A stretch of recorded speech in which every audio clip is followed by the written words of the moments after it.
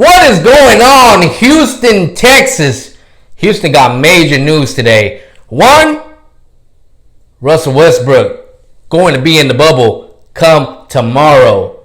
Man, James Harden coming out in the interview, stating facts, stating how upset he is with all the hate he's been getting. The man is fueled up, ready to go. Hey, Rockets preseason is starting very soon. I think they have a scrimmage this week. Astros got a scrimmage today against the Royals. I think you can stream that for free on the MLB Network app. And I think it's, I'm not sure what other stream they'll be showing that game. So I'm tuning in to watch that. But ultimately, the news that we've been waiting for, the NFL and the NFLPA finally came to an agreement.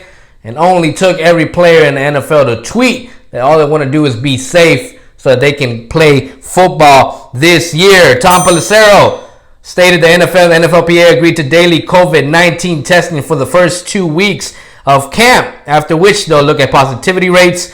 If the rates drops below 5% for players in Tier 1 and Tier 2 individuals, they'll move to every other day. Important deals as they continue to address these issues. Players will need multiple negative tests, I'll explain what that means, before they're allowed to be in the building for physicals or team activities. That's a lesson the NFL has taken from other pro leagues. And then another point that was worth noting is the NFL has contracted a national lab basically to run their tests and not interfere with the public testing. Not too sure about that one. But ultimately, it looks like this. The Texans obviously had their first day today, so players for the Texans did their COVID-19 testing today. They will not have a test tomorrow. They will not have a day 3 testing. Then in day 4, they will have another test. So remember, the NFL is wanting players to have 2 negative tests. Come day 5, daily COVID-19 testing will begin. But basically, in order for players to even get into the building, they're going to require 2 negative tests. That's on day 1 and day 4. So, the interesting and great news for the Houston Texans, because you definitely need the rookies to get in here, get acclimated to the coaches, get acclimated to their players, and really get a sense of what they're going to be needing to be used on this team. That's John Reed, that's Jonathan Grenard, that's Ross Blacklock, that's Jonathan Charlie Hicks, excuse me, or that wide receiver they drafted.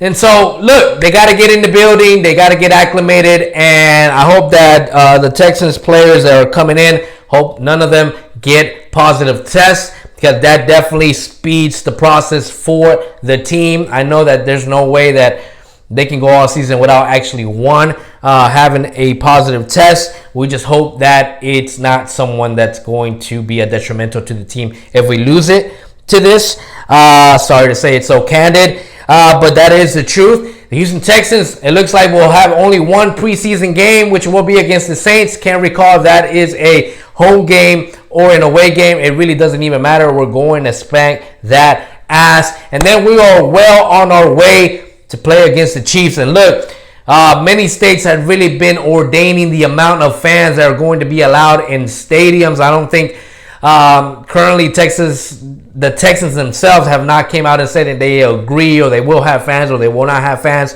The Giants and Jets came out today and said they will not have fans until further update, until further notice, because the state of New York basically said to them, you can't have more than 500. I believe it was 500 people in there. That's probably the regular number in their stadium anyways. But yeah, man, I mean, that's the other question, right? How many fans will you have in the stadium? Will it really be a home advantage or not? That is the other question. That definitely affects people that look to travel as a Texas fan like me, because I might not be able to purchase a ticket even if I could, right?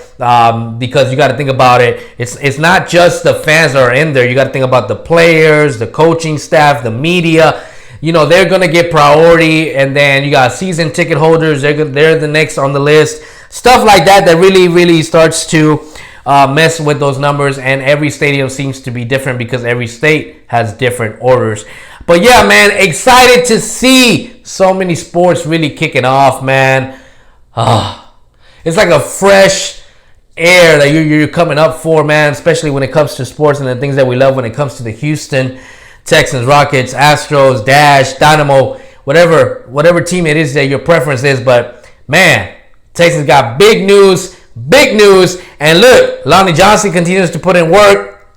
Charles Omenihu continues to put in work. So we got a very hungry team who wants to get on the field, man, and get to work because they know what's on week 1. It is the Chiefs, baby. And we're going to spank that ass, bro.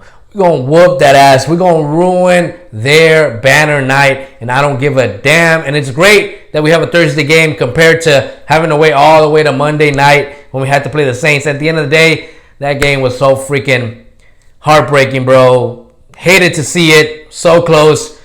Man, it definitely would have been something great to see if we would have took the dub. But this is the update for today. You guys take it easy. Hey, to all my haters, at least hit the like button, baby. You know what it is every day, baby. H-Town. Blah.